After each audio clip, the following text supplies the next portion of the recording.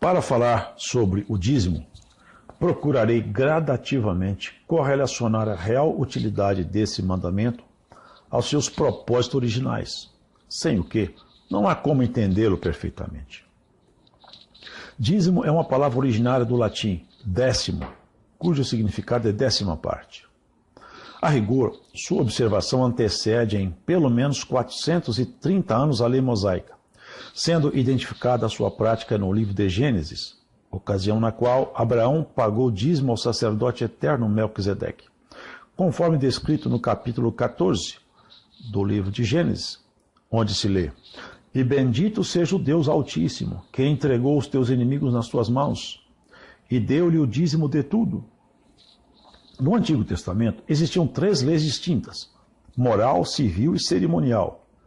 Nesse contexto, o dízimo era requerido para ser entregue junto aos holocaustos, votos, ofertas alçadas e aos sacrifícios, consoante ao que se lê no livro de Deuteronômio, no capítulo 12, onde se lê: "Então haverá um lugar que escolherá o Senhor vosso Deus, para ali fazer habitar o seu nome.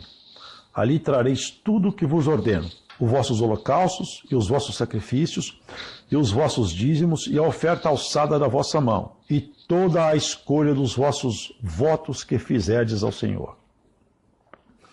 O dízimo passou a ser usado primariamente para o sustento dos levitas. Todavia, era importante também para o sustento dos estrangeiros, órfãos e viúvas. Tratava-se de uma requisição feita por Deus sobre as posses dos israelitas, e se aplicava à agropecuária, tanto às colheitas quanto aos animais, os quais os judeus dizimavam aos levitas em obediência a Deus. Sem o dízimo, a tribo de Levi pereceria, pois não plantava e tampouco colhiam, sendo essa tribo totalmente dependente dessas dádivas, advinda das outras 11 tribos irmãs. Lembremos-nos de que os levitas eram proibidos de possuírem terras e gados. Não tinham herança, como se lê no livro de Números, no capítulo 18, onde se lê: "E eis que aos filhos de Levi tenho dado todos os dízimos em Israel por herança, pelo ministério que executam, o ministério da tenda da congregação." E, novamente, em Números, no capítulo 18, se lê: "Porque os dízimos dos filhos de Israel, que oferece ao Senhor, em oferta alçada, tenho dado por herança aos levitas, porquanto eu lhes disse: no meio dos filhos de Israel, nenhuma herança terão." Posto este entendimento inicial, para bem da clareza, me pergunto, por que então assistimos, nos dias atuais, reiteradas discussões inflamadas em prol do dízimo? Qual a razão de se manter essa ordem exigida no Antigo Testamento à casa de Israel, mesmo com o magnífico advento da graça redentora que nos foi outorgada pela morte e a ressurreição do nosso Senhor Jesus? A resposta de tal persistência pode ser acreditada aos teólogos, intérpretes das Escrituras e reféns de suas respectivas hermenêuticas religiosas. Por essa razão, a esmagadora maioria das igrejas cristãs perpetuam a imposição dos dízimos ao rebanho do Senhor Jesus, não concordando do corpo ministerial de suas igrejas ser financeiramente independente do dízimo, reprovando que os pastores dependam da prática e do trabalho profissional para sua autossustentação. Apresentam, via de regra, argumentos escriturais, onde ressaltam que o Senhor Jesus estabeleceu o uso do dízimo. Para provarem essas colocações, destacam várias passagens escriturais, tais como aquelas registradas no Evangelho segundo Lucas, no capítulo 11, e no Evangelho segundo Mateus, no capítulo 23, onde se lê: "Ai de vós, escribas e fariseus hipócritas, pois que dais o dízimo da hortelã e do endro e do cominho, e desprezais o mais importante da lei, o juízo, a misericórdia e a fé. Deveis, porém, fazer essas coisas e não omitir aquelas." Nesses textos, como realmente se pode notar, indubitavelmente o Senhor Jesus confirma a obrigação de se dizimar. Antes de prosseguir, reconheço, e é patente aos olhos de qualquer cidadão comum, a demanda financeira de uma igreja, juridicamente falando, enquanto organização religiosa registrada e com templo aberto ao público. Mesmo a despeito do entendimento da prática do dízimo não resultar de nenhuma ordenança da graça, importa ressaltar que todas as igrejas debaixo do sol necessitam de recursos financeiros. Sempre haverá uma gama variada de necessidades que urgirão ser supridas. É mister, à guisa de exemplo, atender aos necessitados e não deixar os irmãos mendigar o pão. Há de se construir templos para a realização dos cultos. E, além disso, as edificações demandam manutenções, entre outras coisas. De outra sorte, nenhuma igreja teria como subsistir na figura de uma instituição aberta. Por essa razão, é natural a prática de ofertas voluntárias para o atendimento dos necessitados, manutenção dos templos, para viagens missionárias dos irmãos, os quais não estão ou não possuem condições financeiras suficientes para esse gasto, etc. Mesmo nesses casos, não devemos nos esquecer de fazer essas ofertas em caráter anônimo, de modo a não projetar perante a igreja o nome de quem as faz, porquanto está escrito no Evangelho segundo Mateus, no capítulo 6, onde se lê: Mas tu, quando deres esmola, não saiba a tua mão direita o que faz a tua esquerda. O ponto polêmico desse assunto deve-se ao fato desses valores não deverem jamais ser destinados a pagamento de nenhuma atividade ministerial em nenhum escalão. Em verdade, todo o corpo sacerdotal de Cristo deve abdicar-se de ser remunerado para o exercício ministerial, em conformidade com as instruções do apóstolo dos gentios, a saber, Paulo, o nosso apóstolo. Fique notório que não é proposta aqui condenar aqueles que praticam o dízimo, nem aqueles que se sustentam por intermédio dessa forma de renda. Respeito àqueles que expressam bênçãos alcançadas pelo pagamento do dízimo de suas finanças. No entendimento desses tais, eles fazem a oferta do dízimo como fruto de fé. Isso não deixa de ser uma modalidade de oferta. Somos livres para fazer votos a Deus. Contudo, muito embora o dízimo encontre fundamento bíblico no Antigo Testamento, ele definitivamente não é obrigatório no propósito doutrinal do Novo Testamento. Nesse novo tempo, debaixo da graça, o cuidado para o sustento e suprimento das necessidades existentes entre o ministério e a própria irmandade carente deve nascer de ofertas voluntárias. Por essa razão, as ordenanças oriundas da lei acerca do dízimo, amplamente descritas e determinadas em diversos livros do Antigo Testamento, não serão aqui debatidas por entendermos que, embora sejam legítimas, não se aplicam mais aos tempos da dispensação da plenitude do conhecimento do Filho de Deus, a saber, Jesus, o nosso Senhor, por quem temos acesso ao Pai por intermédio da fé, e não por intermédio das obras da lei. A rigor, as ordenanças da lei prevaleceram somente até a vinda de João Batista. Entretanto, quando alguns religiosos discursam em defesa da prática ministerial do dízimo, as primeiras citações apontadas de chofre para polemizar são sempre passagens como a descrita no livro do profeta Malaquias, no capítulo 3, onde se lê: Roubará o homem a Deus? Todavia vós me roubais e dizeis: em que te roubamos? Nos dízimos e nas ofertas alçadas. Entendedores que somos que a lei foi integralmente cumprida por Cristo, não nos deteremos, para efeito de exames, em preceitos referendados restritivamente no Antigo Testamento, os quais não tenham sido corroborados diretamente pelo Senhor Jesus ou pelos seus santos apóstolos no Novo Testamento. É interessante frisar um fato marcante. O dízimo não é citado em nenhum texto, e muito menos cobrado pelos apóstolos no Novo Testamento, sendo unicamente referido nos evangelhos quando Cristo ainda não havia instituído a graça, resultante da sua morte e seguinte ressurreição. Ou seja, no Novo Testamento são citadas apenas ofertas voluntárias, assunto acerca do qual o apóstolo Paulo trata em alguns pontos de suas epístolas. Consideremos isso.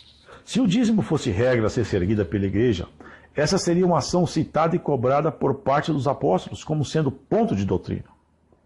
Todavia, tal assunto não se acha registrado em nenhuma das cartas apostólicas. A verdade é que o dízimo é um assunto simplesmente ignorado no Novo Testamento, nenhuma vez resgatado ou solicitado pelos apóstolos em suas santas epístolas. Além disso, caso o dízimo fosse praticado nas igrejas, não ocorreriam reclamações da falta de ofertas voluntárias por parte do apóstolo Paulo. Ora, se havia recebimento de dízimo entre os presbíteros primitivos, se tratasse de uma obrigatoriedade, esse aporte financeiro supriria as necessidades às quais Paulo aludia. Ademais disso, caso a igreja praticasse a cobrança de dízimo naquele tempo, estaria ela concorrendo, agindo paralelamente aos preceitos do judaísmo, uma vez ser essa uma observância da lei, e, por conseguinte, estaria ela se sujeitando novamente aos termos da lei mosaica, da qual fora liberta por Cristo. Passemos à análise dos trechos que registram a prática de dízimos, cujas referências possam servir de base para a elucidação da vontade de Deus a respeito deste imposto cobrado sobre os bens materiais do povo de Deus no Antigo Testamento. Tomemos por referência inicial a afirmativa na qual se apoiam muitos teólogos para a manutenção do dízimo, a qual se acha contido no Evangelho narrado segundo Lucas, no capítulo 11, e por Mateus, no capítulo 23, segundo a qual o Senhor Jesus afirmava ser necessário aos israelitas ofertarem o dízimo de suas rendas. Para que possamos adquirir uma perfeita compreensão desse texto, devemos nos lembrar que naquela época o Senhor Jesus não havia cumprido a lei. Até então a graça de Deus não estava dispensada aos crentes, visto que ele, o Mestre, ainda encontrava-se presente entre os homens, num corpo de um judeu chamado Jesus. Isto é, a salvação não estava completada, a sua missão não estava consumada na cruz, conforme se entende pelas palavras do apóstolo João em seu Evangelho, no capítulo 16, onde se lê: Todavia digo-vos a verdade, que vos convém que eu vá, porque se eu não for, o Consolador não virá a vós. Mas se eu for, enviar-vos-ei. Fica evidente, por essa leitura, que a mercê, os benefícios advindos do Novo Testamento, as novas ordenanças da graça, ocorreriam exclusivamente quando o Senhor fosse ao Pai. Esta era, com toda certeza, a razão pela qual o Senhor dizia que era necessário dizimar, para cumprirem as ordenanças da lei, pois até aquele momento vigorava a lei mosaica.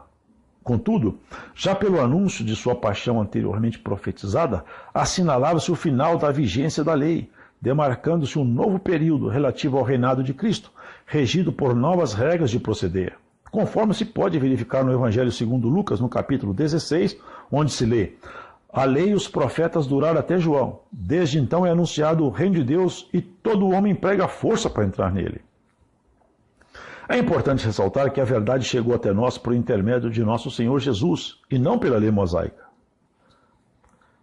Essa é uma constatação fácil de se fazer, de modo absoluto, com base no Evangelho segundo o apóstolo João, no capítulo 1, onde se lê: Porque a lei foi dada por Moisés, a graça e a verdade vieram por Jesus Cristo. Ora, se a verdade nos foi revelada por Jesus Cristo, ficaremos nós então nos batendo em direitos que são legados da lei, tais como a observância de sábados, pagamento de dízimos e coisas semelhantes a essas? Ou não sabemos que a lei atuou como uma espécie de preceptor da humanidade? E isso somente até a chegada da graça. Vejam essa confirmação na epístola do apóstolo Paulo aos Gálatas, no capítulo 3, onde se lê: De maneira que a lei nos serviu de aio para nos conduzir a Cristo, para que, pela fé, fôssemos justificados. Não nos enganemos.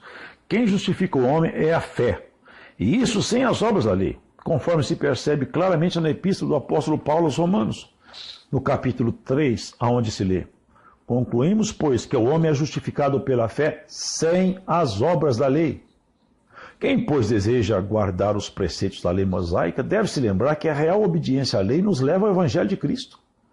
Essa convicção pode ser adquirida pela declaração do apóstolo Paulo em sua carta aos Romanos, no capítulo 10, onde se lê: Porque o fim da lei é Cristo, para a justiça de todo aquele que crê.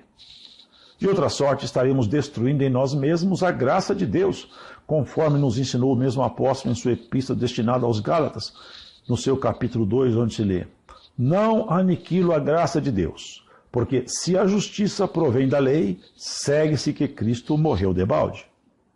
Avançando um pouco mais nesse assunto, perceberemos que a matéria doutrinal relativa ao dízimo poderá ser bem esclarecida por intermédio das citadas leituras das epístolas do apóstolo Paulo, das quais emanam divinais orientações relativamente a esse conteúdo, e são destinadas à formação do corpo ministerial da igreja.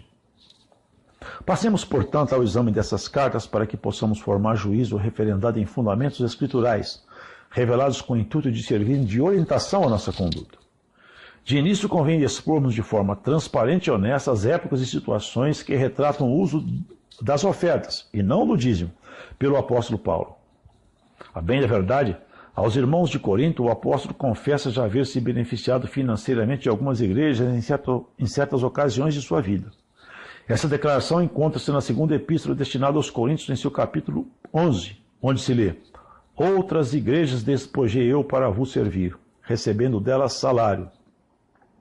E quando estava presente convosco e tinha necessidade, a ninguém fui pesado. Entretanto, ao lermos com atenção todas as suas cartas, entendemos claramente que as aludidas ocasiões nas quais Paulo dependeu de algumas igrejas foram exceções ao longo do seu apostolado. Ele aceitou somente salário por um período de tempo de sua missão, quando ainda não se sustentava pelo seu próprio trabalho. A compreensão da ajuda a qual se refere o apóstolo Paulo na supracitada epístola aos Coríntios pode ser entendida quando efetuamos a leitura de sua carta destinada aos Filipenses no capítulo 4, onde se lê: E bem sabeis também vós, ó Filipenses, que no princípio do Evangelho, quando parti da Macedônia, nenhuma igreja comunicou comigo com respeito a dar e a receber, senão somente a vós. Porque também uma e outra vez me mandastes o necessário a Tessalônica. Não que procure dádivas, mas procuro fruto que aumente a vossa conta. Mas bastante tenho recebido e tenho abundância. Cheio estou, depois que recebi de Epafrodito, que de vossa parte me foi enviado como cheiro de suavidade e sacrifício agradável e aprazível a Deus. Podemos nos assegurar que o auxílio ao qual se referia Paulo, recebido da parte dos irmãos filipenses, constituiu-se numa notória exceção em sua carreira, conforme se depreende por intermédio da declaração citada: nenhuma igreja comunicou comigo com respeito a dar e a receber, senão vós somente.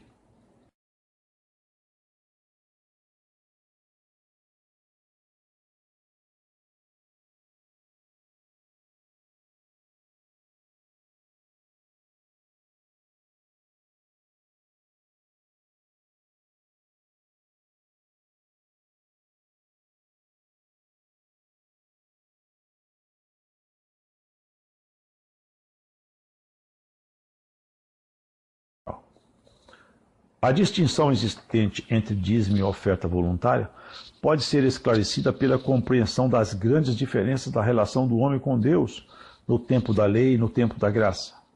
Em cada um desses tempos, lei e graça, trata-se o assunto do sustento ou suprimento das necessidades materiais do povo de Deus sob uma ótica. Em outras palavras, a visão da lei é o dízimo, uma obrigação, uma imposição com quantidade determinada e sem liberdade de sentimentos nesse particular. Portanto, na lei, o percentual devido é previamente definido, devendo ser rigorosamente respeitado. Já agora, sob a ótica da graça, o que existem são as ofertas voluntárias, sendo cada coração livre para ofertar conforme a medida do amor encontrado em cada crente. No Novo Testamento estamos em tempos da revelação, onde Deus nos desvenda, nos mostra a sua vontade, colocando em cada fiel a porção que Ele requer de cada um. Trata-se de uma etapa da igreja na qual deve haver total liberdade para a expressão do amor e da fé em cada alma, conforme cada um sente de per si para com Deus. Não nos restam dúvidas. Há uma imensa diferença entre a forma de tratamento da lei e da graça, nos quesitos dízimo e ofertas voluntárias. Segundo suas próprias exposições, o apóstolo demonstra que, segundo a lei mosaica, poderia ele requerer frutos materiais dos coríntios ou de qualquer outra igreja. Vide a primeira epístola a Timóteo e no capítulo 5, que também é uma repetição da epístola aos Coríntios no capítulo 9, quando cita: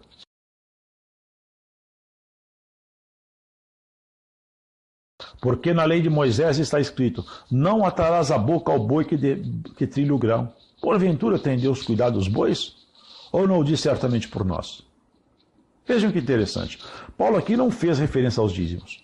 Não usa ele de trechos do Antigo Testamento que justificariam tal prática. Antes ele cobra o direito concedido pela palavra de Deus de ajuda por parte da igreja para a realização de sua missão de apóstolo, referindo-se a ofertas voluntárias. Continuando, notem qual é a postura do apóstolo descrita nessa mesma epístola, no capítulo 9, no versículo 18, onde se lê: logo que prêmio tenho, que evangelizando proponha de graça o Evangelho de Cristo para não abusar do meu poder no Evangelho. Outra vez, Paulo deixa-nos entrever a sua postura inequívoca de não aceitação do dízimo, dizendo em seguida, na mesma epístola, no capítulo 9, no versículo 13: não sabeis vós que os que administram o que é sagrado comem do que é do templo, e que os que de contínuo estão junto ao altar participam do altar? Assim ordenou também o Senhor aos que anunciam o Evangelho, que vivam do Evangelho. Mas eu de nenhuma destas coisas tenho usado, nem escrevo isso para que assim se faça comigo, porque melhor me fora morrer do que alguém fazer vã esta minha glória. É límpida a leitura que se faz desses textos, a qual nos aponta os direitos sacerdotais no tocante ao dízimo, ao mesmo tempo reconhecendo sua origem na lei mosaica e não os restabelecendo na graça de nosso Senhor Jesus Cristo na forma de obrigação. De outra sorte, o apóstolo Paulo erraria, não os praticando e ainda sugerindo que o imitássemos nessa conduta. Convém citar que outros discípulos do Senhor punham em prática o mesmo procedimento espiritual de não cobrar dízimos, conforme se vê escrito na Epístola aos Coríntios, no capítulo 12, onde se lê: roguei a Tito e enviei com ele um irmão. Porventura Tito se aproveitou de vós? Não andamos, porventura, no mesmo espírito, sob as mesmas pisadas?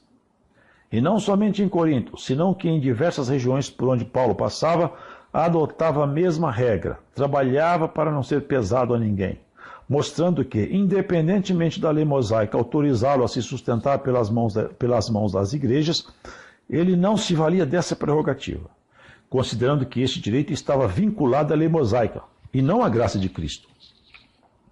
Considerem bem, caso a prática do dízimo fosse aplicada na igreja, nessa carta ele falaria abertamente sobre isso, mas vê-se nitidamente o custo da explanação de Paulo, o qual segue na linha de ofertas voluntárias. Posição clara, correta e coerente com o tempo da graça. Essa afirmação encontra-se sustentada pelas declarações contidas na primeira epístola do apóstolo Paulo aos Tessalonicenses, seu capítulo 2, onde se lê: porque bem vos lembrais, irmãos, do nosso trabalho e fadiga, pois trabalhando noite e dia para não sermos pesados a nenhum de vós, vos pregamos o Evangelho de Deus. Aqui novamente, em sua segunda carta destinada aos Tessalonicenses, o santo apóstolo relembra sua forma de vida e conduta, declarando sua independência das receitas das igrejas, esclarecendo isso no capítulo 13, seu versículo 7.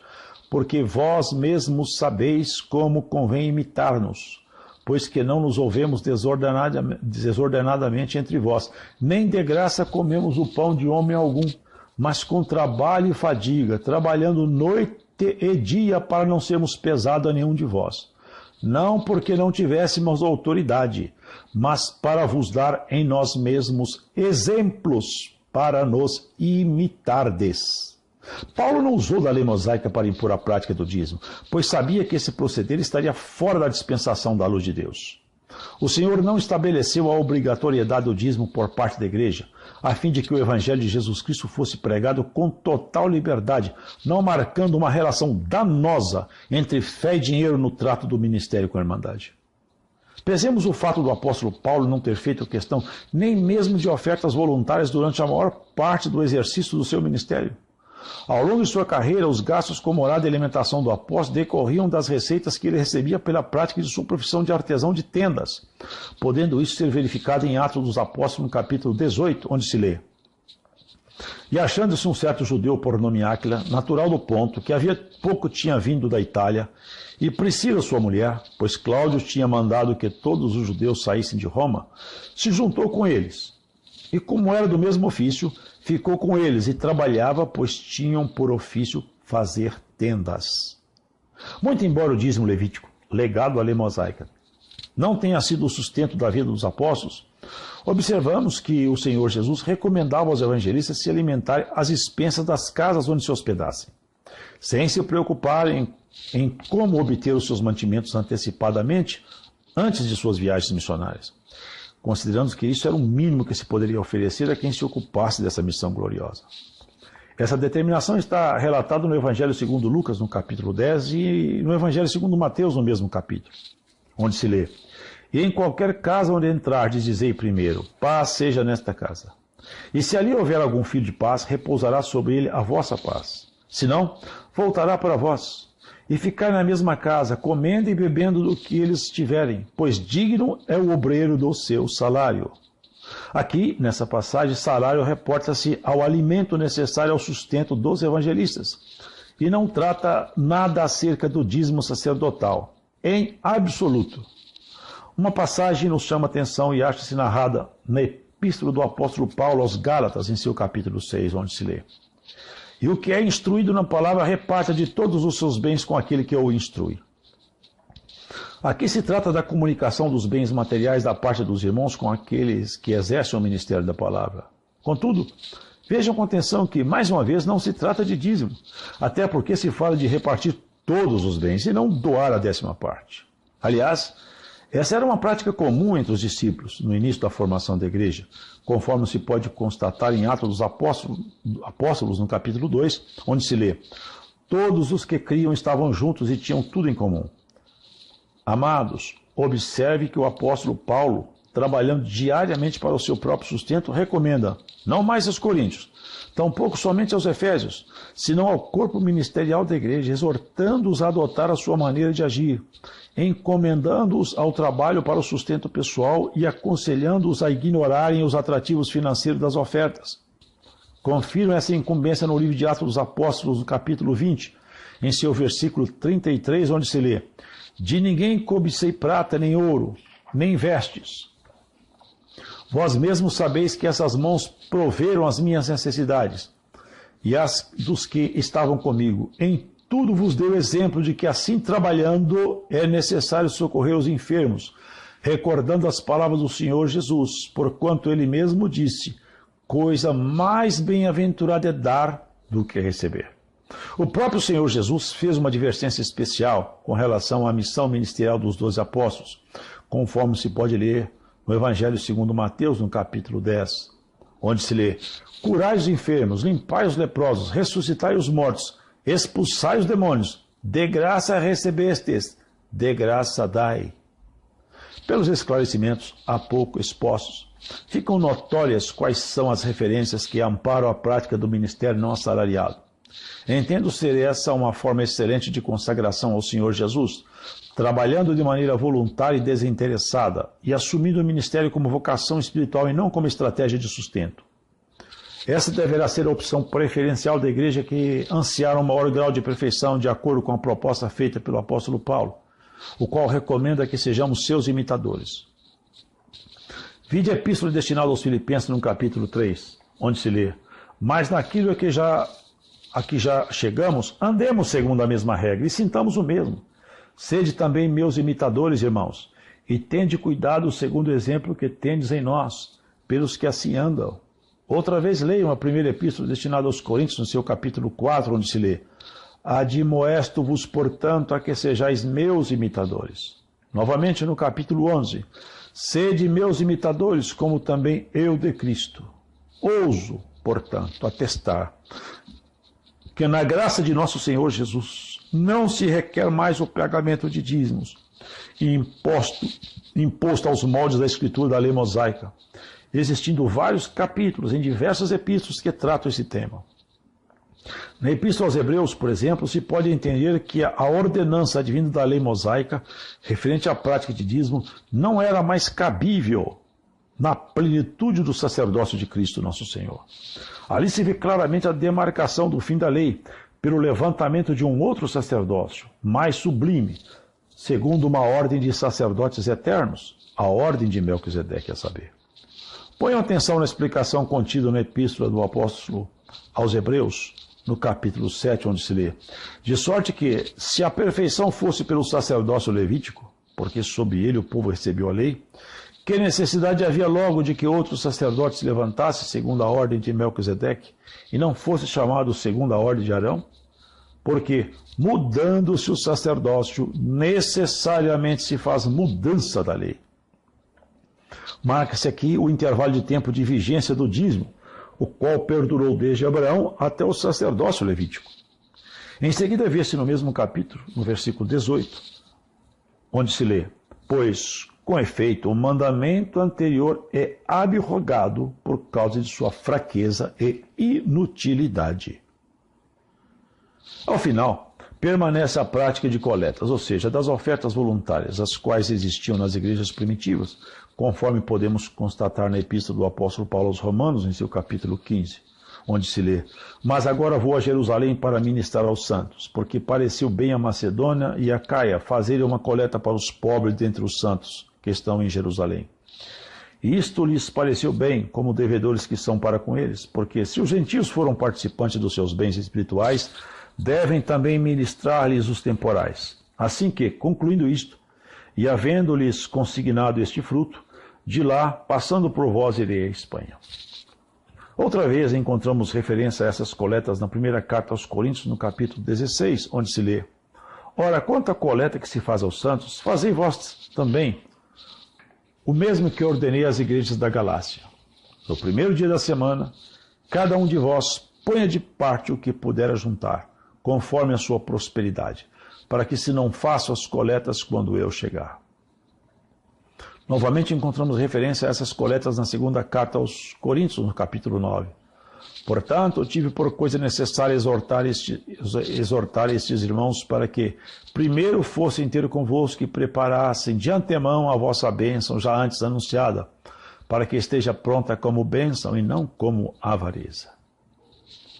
São essas colocações que eu queria fazer sobre o dízimo, para que esse assunto fosse tratado com os termos da palavra de Deus. Deus vos abençoe.